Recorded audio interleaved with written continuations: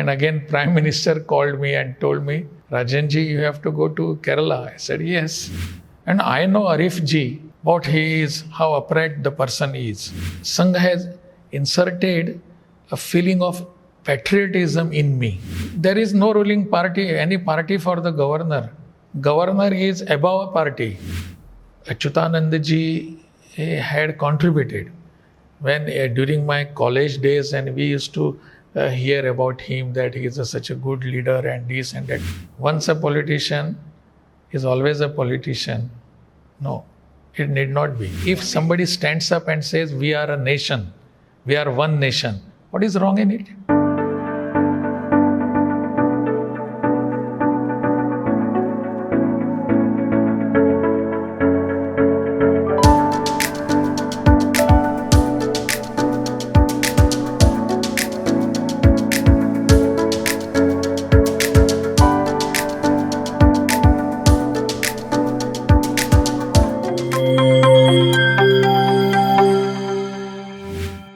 What is your first impression about Kerala in general?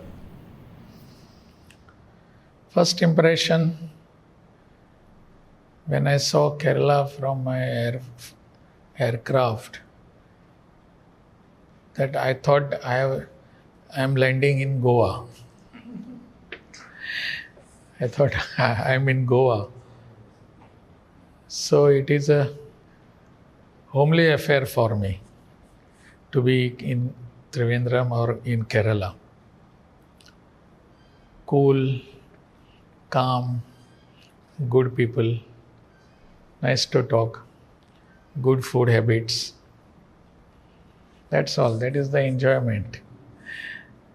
So I thought I have come to a good place here. So that is the first impression I had. And what about the experience, sir, after that? Experiences are not different. Same thing. People are really good, cool, calm. Atmosphere is also very good. That is same as we have in Goa. Same beaches, same sea, same sand. Experience is really good. In fact, I was asking about the experience as the governor of Kerala because No, as a governor of Kerala also, I have also good experiences so far. Nothing going this way or that way. Nothing unusual. It is nothing unusual, nothing. It is very straight. So things are going very good. In fact, the question comes from a background that Kerala has been the state government and the governor, the previous governor, we were on a confrontational path for quite a long time. And now we have got some peaceful time, I believe. Unfortunately, everybody asks me same question. I don't know why. When you expect that you are here and something new will be happening, that are your expectations. So let us march ahead with new expectation, new vision, new experiences. But that is always in the minds of the people, public, and particularly people like you who are in journalism. They have more questions on this. People do not have much. And you people have more questions. पहले ऐसे था, अभी ये हो रहा है, अभी कैसा होगा? I don't know, but everything is okay. I am not carrying anything. So it will be a totally new chapter. Of course, it has to be, no? For me, it is always a new chapter. I was sitting at home and suddenly I get a phone call from Prime Minister that you are being appointed as a governor in Himachal Pradesh. So that was a very, very new book itself, not only chapter. So then suddenly I got a call from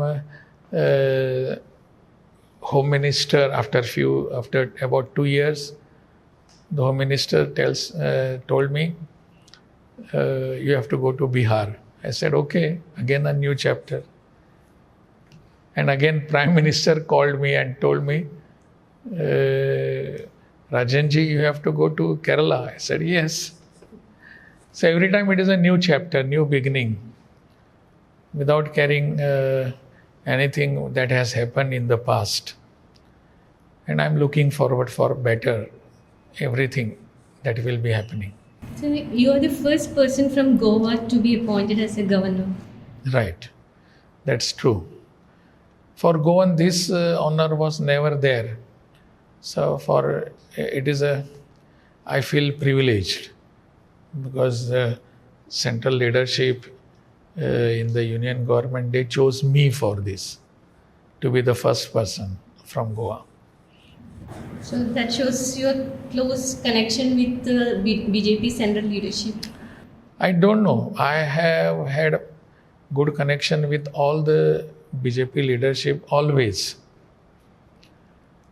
I don't know, because of that closeness, I have been chosen. I don't say so. They must have seen something else. There are many people close to the central leadership. All of them are not picked up.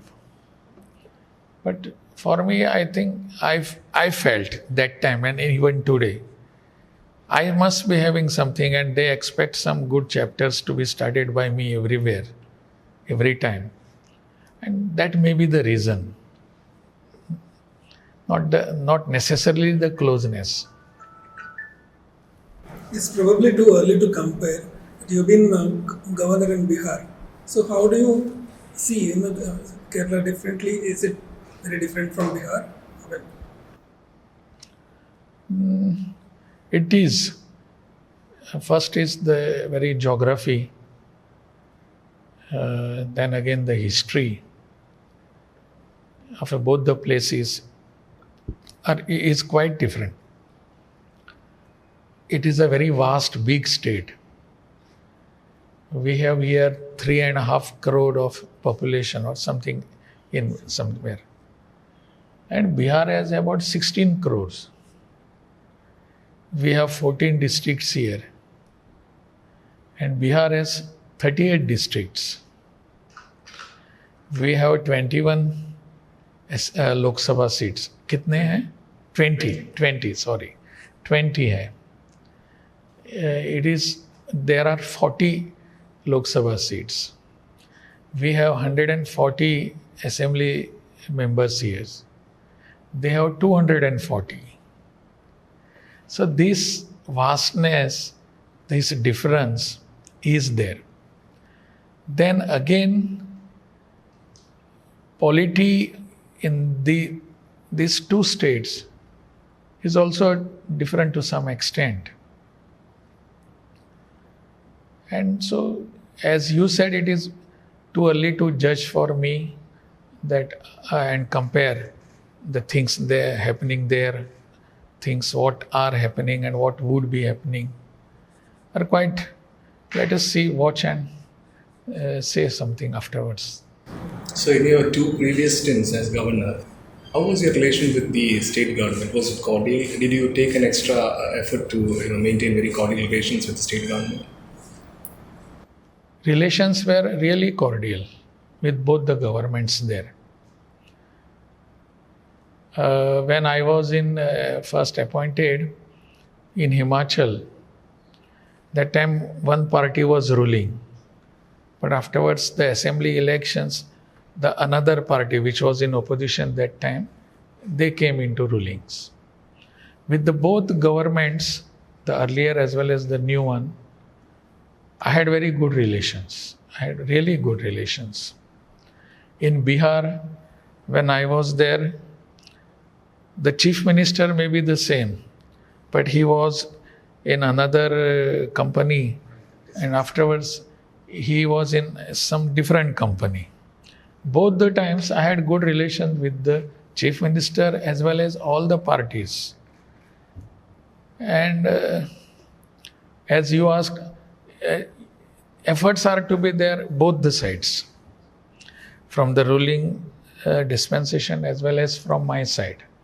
Efforts are needed. It cannot happen just, ठीक है, I am sitting here and everything will go correct. It is not so. Both the sides have to do some efforts, then only the things can move smoothly. Which takes us to a question that has been an episode that has happened earlier. The previous governor had often complained that the government does not keep him in the loop. Like the chief minister does not brief him regularly. The ministers do not visit the Rajbhavan. So how are you planning to make this relationship more cordial and more smooth? Now everybody has his own experiences. I will not judge myself or the future situations and the past experiences of my predecessor. I will not. What I have been experiencing is for me, and that is how I will be reacting, or that is how the government will be reacting. And I hope, I'm not only hoping, I'm sure we will be having a good relations and not anything, not deviation from our my path. I always have to have good relations with the government in the state, and that I have been doing, and I have been doing successfully.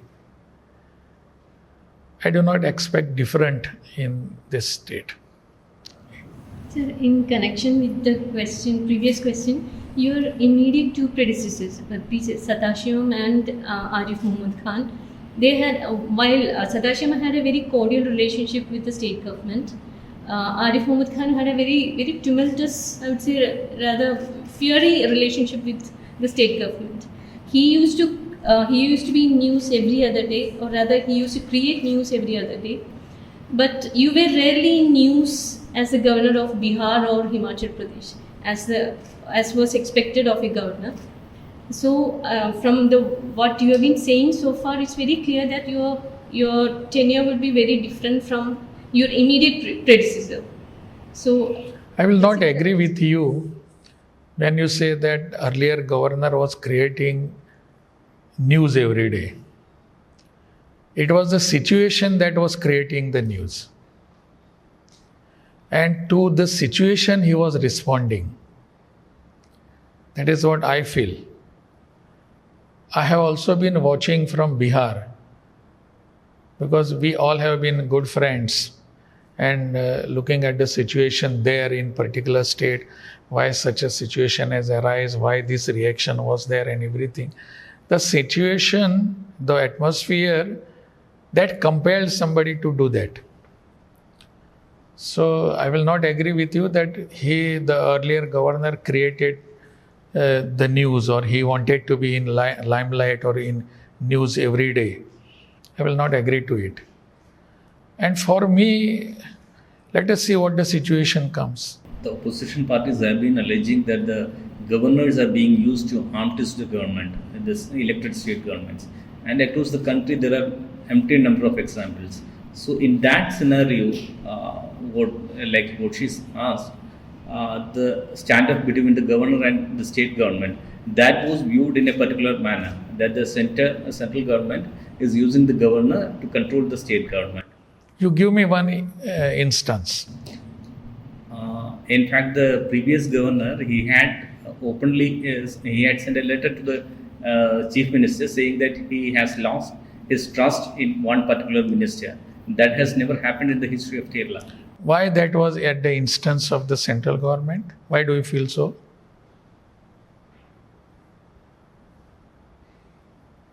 It is just a perception that some people have, that governor is acting on the behest of the central government.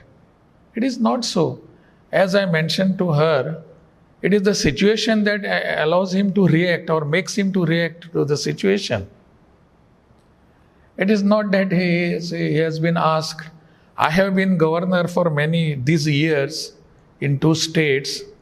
Never means never. Central government people, or anybody for that matter, has told me to act in this way or that way.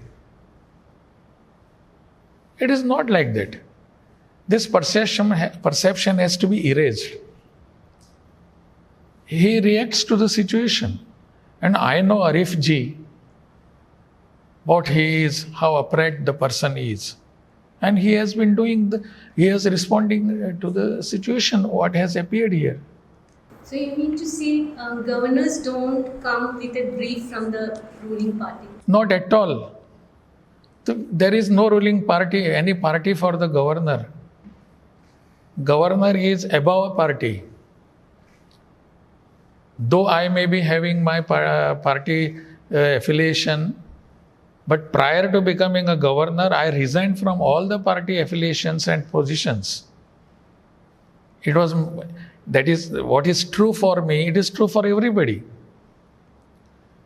And we don't take any party leadership's advice to what is to be done, this is to be done. Why should?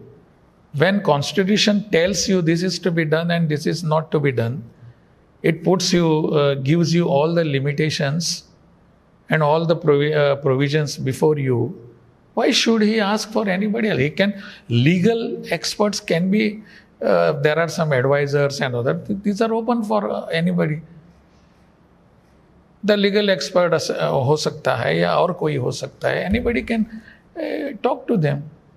If I felt something is to be discussed with public, I may call you people and I will be asking you, this is the situation, what do you feel, how the people are reacting to it. Just tell me so that I can decide my course of action. That's all. Where the party comes into picture. I think that perception comes from a couple of instances, like the previous governor, he refused to read out certain remarks against the union government in the policy address, and that gives an impression that he is acting for the union government. Okay. This is totally baseless. How do you tell me, on what basis you are trying to tell me this, that governor was reacting on the basis of party leadership's instructions? You show me one instance. At least one, not only because in the case of Arif Ji, but other governors also. You tell me. Talking about politics, you were president of Goa state unit twice, if I'm right. BJP? South Goa. Yeah. No, Goa. Goa. I was president for once South Goa, one district, and then Goa. Yeah. That must be a time when Goa was not an easy turf for the BJP. It was very tough, but now it's BJP's one of the strong bastions. How do you look at that transition? Like, it was kind of inconquerable at one point of time. Now it's very strong. BJP is very strong in Goa. Yes, it is strong now. Because the BJP workers, I was the president, I was South Goa president, I was general secretary of party, state level party, then the party's state president. It is not only because of me, but all other karyakartas, the workers, they work together. We had decided, that is not, we means not only me, Shripad Naik, who is presently a minister in the central government. Then there was earlier my colleague who was chief minister in Goa, Lakshmikant Parsekar, then Manohar Parrikar. All of us were together, and we had decided one day or other we have to be in power. And all those efforts, we were collectively thinking and we were working together. All these people which I mentioned, we were not after power. We never thought that we will be contesting election, getting elected, being a minister or something else. We never thought of that. But ultimately party said, you have to contest election. ठीक है, we'll contest. People voted us. We came to power. Become minister. Manohar was chief minister, that is Manohar Parrikar. Lakshmikant became chief minister afterwards. Shripad became central minister. So all this team was there. We were working day and night. And that brought good results to us. I remember one instance, because how party used to be there and how other people used to little bit worried and concerned about our progress. That was a time when our party used to contest the election just to make others feel that we are also there in race. That's all. And our candidates used to get about 200, 300 votes. And if we get something about 600, oh, see what progress we have done. That was how we are reacting to it. Once there was a Lok Sabha election, and we were sure that we will be losing, no doubt about that. And when putting together both, there are 2 Lok Sabha seats, North and South, together in both Lok Sabha elections, we got 50,000 votes. And there was one leader in Congress party. He was, you must have heard his name, Eduardo Falero. He was MOS External Affairs at the center. And that time, he made a public statement after the results immediately. He said, we have won and everything has done, both the seats have been won by our party, but I'm surprised and it is a matter of concern for me. BJP could get 50,000 votes in Goa. That is something is going to happen after a few years. He could predict it. He said, this is 50,000 it is not a very minor number it was, but he could see that. I feel that was a compliment to us. Goa also has a very strong Christian presence, like Kerala. So how tough was that process? It may not be easy as you get to see in other states because of this particular situation. Yeah, it was tough. Even it is today tough for them, I think, for the people there. But we could do something in that. We had good, our approaches were there. We used to go and meet them, discuss with them. And many of them being there for years and years, our whole life is there, they were together. They also felt we are very close to these people. It was, I do not know, but it was not because of ideology of BJP, but because of our intimacy towards them, our friendship, our relationship. And gradually that brought good results. So all these people were with us. Sir, you were part of the state government there, and before that you were the Speaker of the Legislative Assembly. And in 2014, there were speculations that you could succeed Manohar Parrikar as the CM of Goa. And has it come to your notice? Yeah, these are speculations. Speculations are always there, always. And your name was actively being considered by the state central leadership. And I never asked central leadership whether it was true or false. I never asked. But it is true that name was being circulated and discussed and every time. But that time I was speaker there in Goa Assembly. Nothing. Because Manohar went to at the center to become defense minister. So taking off from Sitara's question, like how Goa was difficult for BJP once. So today Kerala seems to have a similar situation. BJP is finding it difficult to make progress beyond a certain level. So how do you see the situation like? It is for the BJP leadership to look into it. I will not guide them, I will not tell them, I will not ask them. How is your situation, how you are doing and this. I have no concern about BJP's progress and this, everything. Let them take if they want to learn from Goa's example, if at all they want to, let them go there. So they can learn from Goa's example? They can if they want, I don't know. Because of the particular demographic situation in Kerala. Yes, that's what she mentioned, right. Yeah. That's correct. It is demographic. But since my coming here after that, many groups came to me.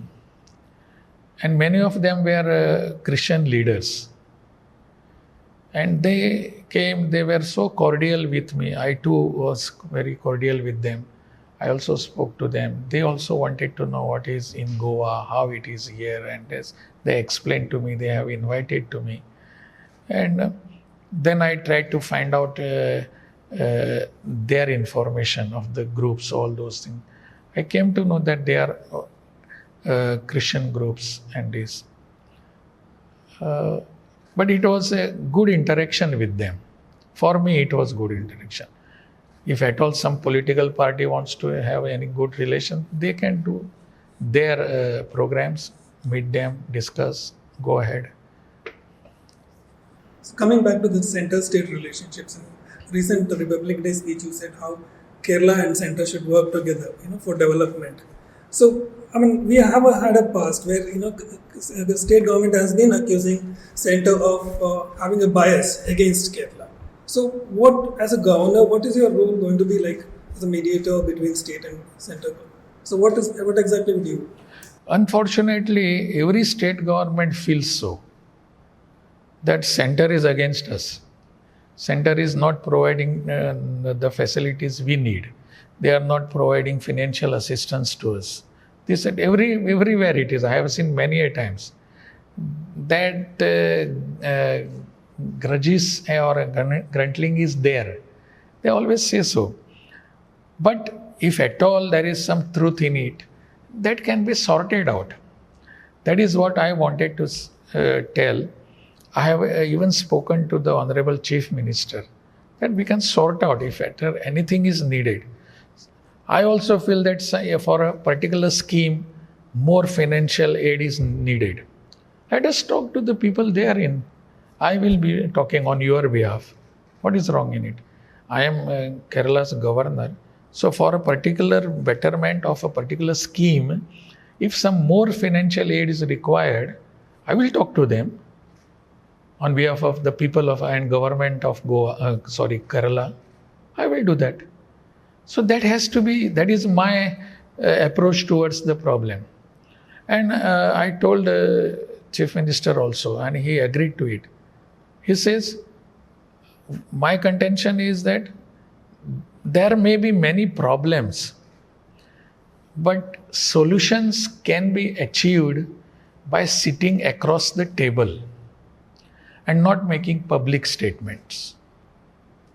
If you have something to tell and if you go and talk to the press and public there, the situation gets vitiated.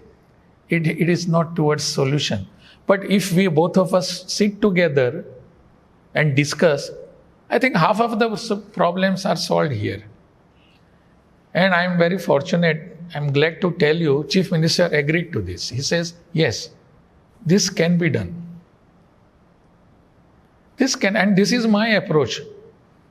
And so that is how I look at the situations.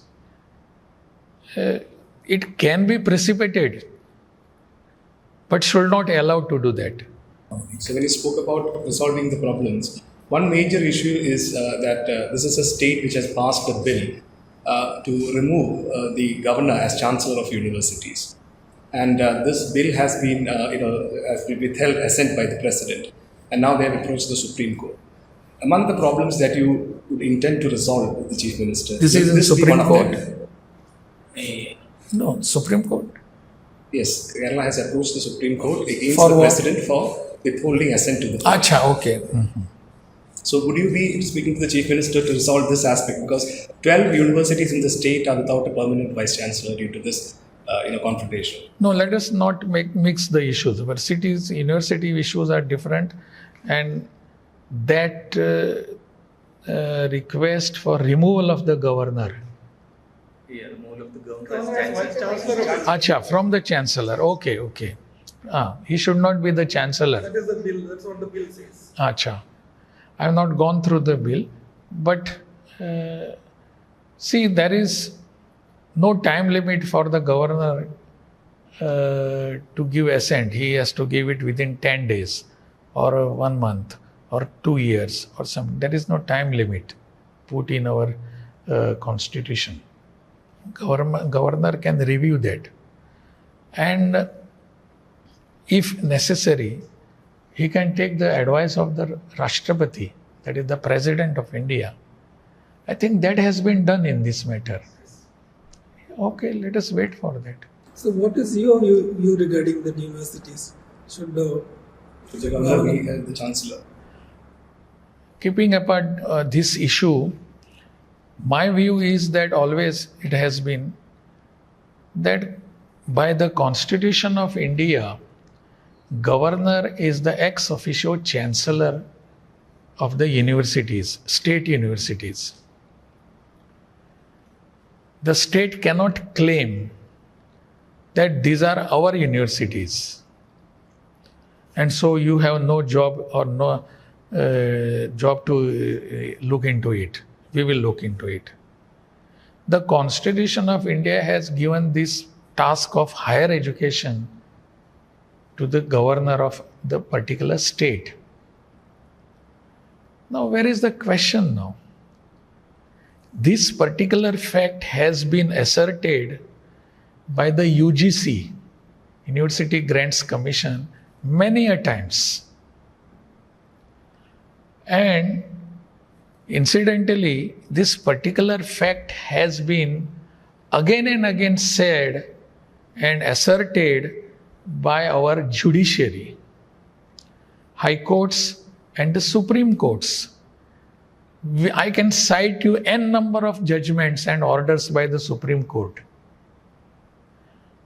It is everywhere you see that every government in the state wants to become the chancellor.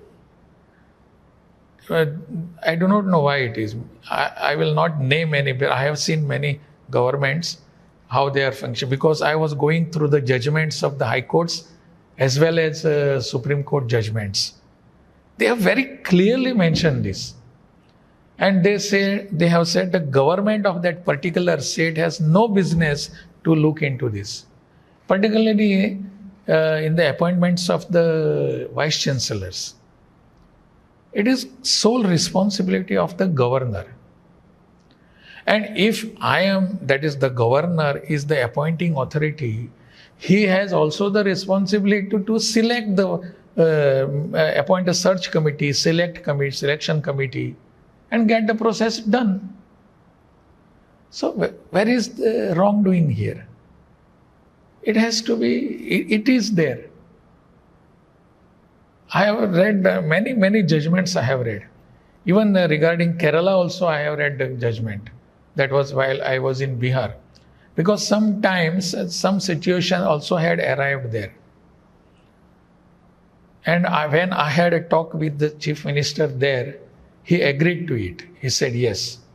There were some people who were trying to instigate the chief minister there. So he says, this is that. The judgment also says, and the orders of the Supreme Court say, that it is the responsibility of the state government to fund all these universities. Funding has to be done. And that's all the government has to do. No role in VC selection. No. This is what Supreme Court has said. You can find out in any judgment. I can give you the judgments, copies of any. There are many judgments. Even high courts have said so. Gujarat High Court has said, Kerala High Court has said, Bihar High Court has said, Uttarakhand has said. And all have these high courts judgments have been confirmed by the Supreme Court. All these are available on net also. So this is very clear. I need not take a separate stand. It is what is already mentioned there and what has been confirmed by our judiciary. So you had also met former Chief Minister V.S. Achyutanandan, and that was very unexpected for us. Like what was the reason for that? No reason for is that see these people whosoever, they have contributed lot towards the development of the state. Today he is bedridden, but his contribution cannot be sidelined, cannot be ignored. Anybody for that matter. Achyutanand ji had contributed. When during my college days, and we used to hear about him that he is such a good leader and this and that.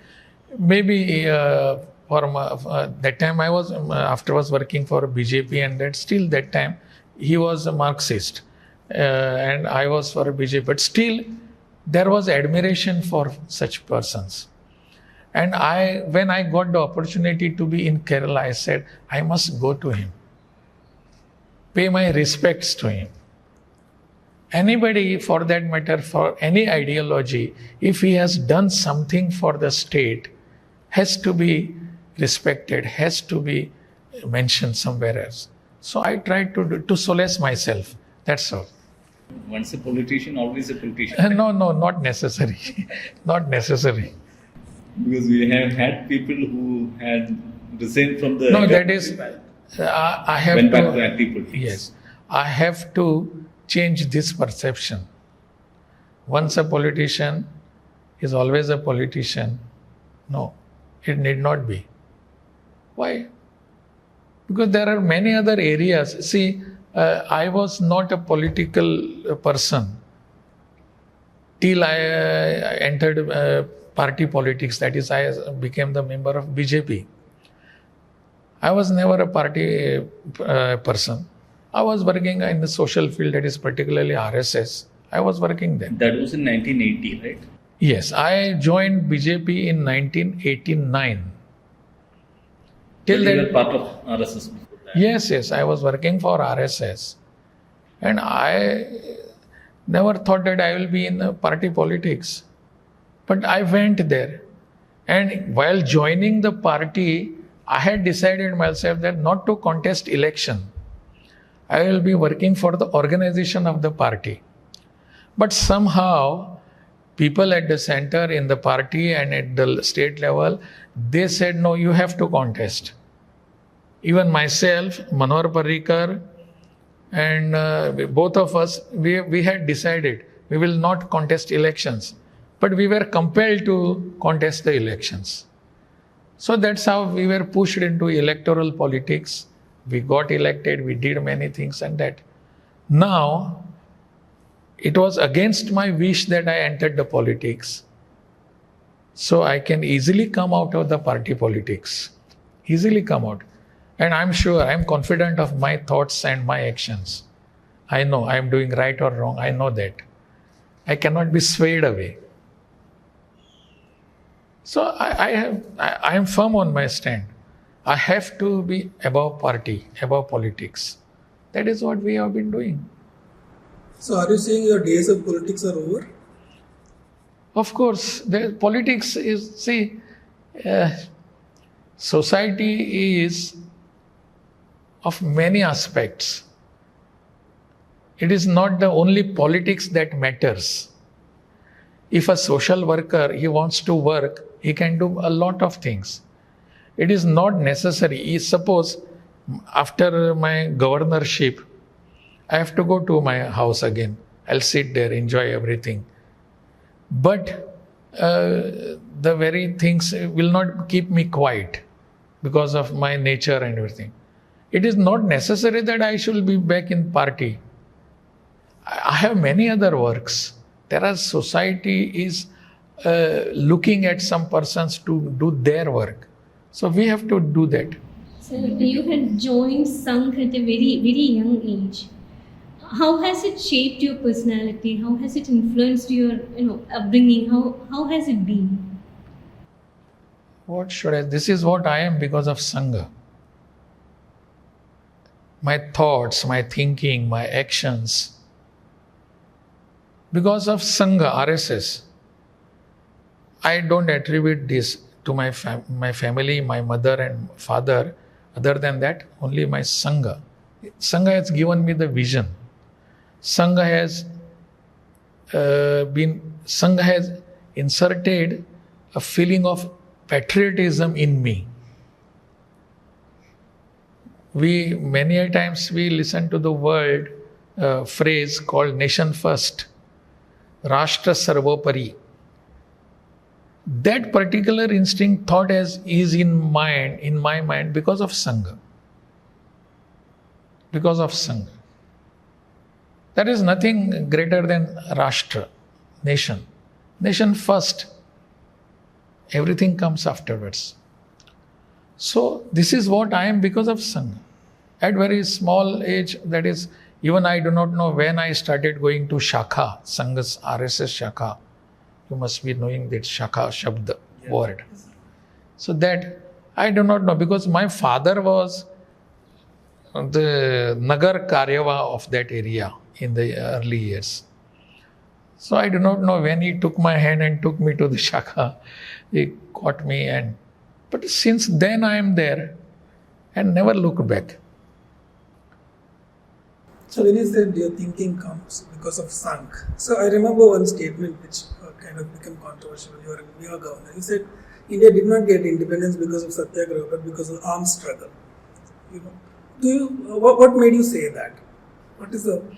That was misinterpreted. I did not say it is not because of Satyagraha. It was not only because of Satyagraha. I do not know how you people miss that only word.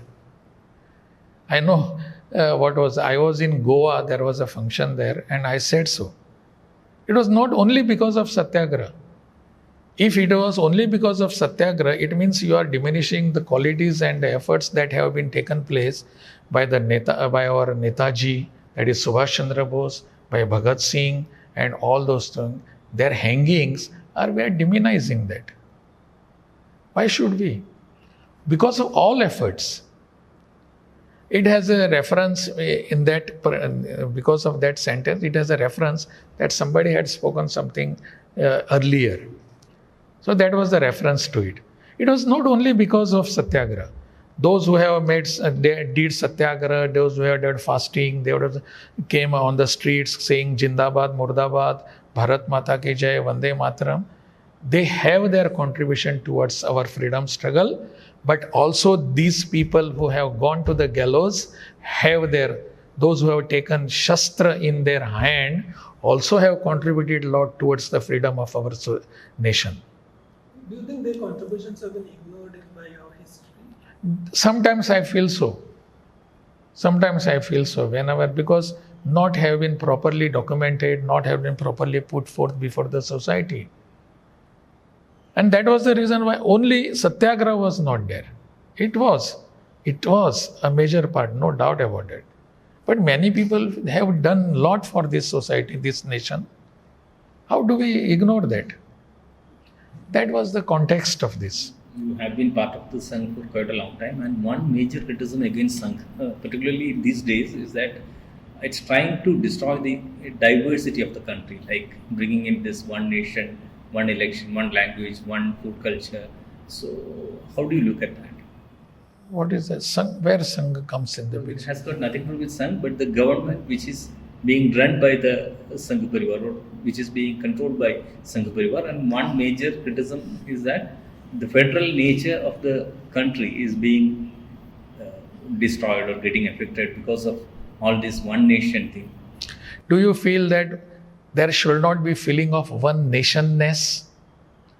Should not be? No, that's already there. That's why this Where is unity, that? unity in diversity is the very Yes. concept where we So say if it's one somebody nation. stands up and says we are a nation, we are one nation, what is wrong in it? Somebody has to say that again and again. If good things are not repeated again and again, irrespective of the times, then we are bound to forget all those things. So somebody has to come out and say, we are a great nation, we are one nation. In my Republic Day speech, I have said so. Ek Bharat, Shreshth Bharat. What does that mean? That when I say Ek Bharat, one nation, is it against federalism? I do not know from where this thought comes. It is on the contrary strengthening our federalism, strengthening our strength which is inherent. So one nation has to be there. We have to say again and again that we are one nation. Otherwise, we are bound to forget all such things. So one nation is one nation. It has to be. What is wrong in having one nation and one ration card? What is wrong in it? It is something, see, last time when BSNL came out, one nation, one number, was it against federalism? I do not know. It was a good thing to have, isn't it? I can roam with the same number throughout the country. Earlier it was to be done this and that, and many things were done. But if I am roaming with the same number throughout my country, one nation, one number. So, but connected to what Anil asked, there is a section who really look at Sangh with fear and suspicion. What will you tell them? They should shed all those fears and suspicion. There is nothing of that sort. Those who came to closer to Sangha will certainly leave aside all these notions. Yes, Sangha is a factor which must be experienced. It is just by reading only books and this will not be understood. So, see, by reading the books we cannot learn swimming. You have to be in that water. So also, in that atmosphere, in the Sangha, Shakha, meet the people and that, books are just supplementary to it. You have to see that, and gradually everything can be passive. It will ease away. It will go away. Talking about a totally different subject, you had said very strongly against Nota, that option, and you said it's very undemocratic. Will you please explain why of it? You know it better than me. In fact, I was taking this from some reporter only. See, in a democracy, everybody has right to say something. No doubt about this. But democracy, you say something, no? Nota is just keeping yourself mum. You are a dumb person. So, no, democracy, you have to speak out. And the right and duty which has been given to you by the constitution makers of our country, by such a big leaders, you are denying it to yourself. So, Nota cannot be an answer to your apathies. If you have some answer, go and vote in favor of somebody, not be with the Nota. That is what and that is not a democracy. For me, it is not a democracy. Just, I do not know from where this idea has come. But it is... Actually, in a democracy, you can remain silent also, right? That is also not democracy. Then you have no right to come out and say something about the present government, present people and this. Yes, you be silent about that. Bas. Bear whatever is being, all the things are being done to you, just bear them. Democracy is there where you are allowed to speak, you are expected to speak. Now there are many instances, because this democracy allows them to speak, they say our voice is being throttled, it is being curtailed. I do not know how it comes. Then if voice is stopped or choked, how do they speak then? It is not Nota. They should speak. They are speaking. And still you say, this is not democracy, we are not allowed to speak. Some people say, I read in newspapers. I do not know what is their intention, what they want to say. This is how it happens. What if the voter feels none of the candidates are worthy of being elected? So he should have voted. It's also said as an option to prevent bogus voting. Somebody else is, coming and casting their vote in your name. There are many other methods to stop bogus voting. But should not encourage. For me, it is undemocratic. Should not encourage such practices. Go and say something and come. Say something and come. You are given the power by the constitution. Why should you misuse it? Goa is known for its beaches. Have you got some time to visit Kerala beaches? No, not yet. Just while going to airport, I think there is just one beach. wanted that my car should stop and I get down and go there. But my officers don't allow me to get down. But we, all of us, can go there sometimes. Your learning of Malayalam, how much has it progressed? Because you stopped with the namaskaram in the policy address. Anything beyond that? I could understand only Priya Sahodari, Sahodaran Mare and Nanni. But still, I'm trying to. I wish I could do it as early as possible.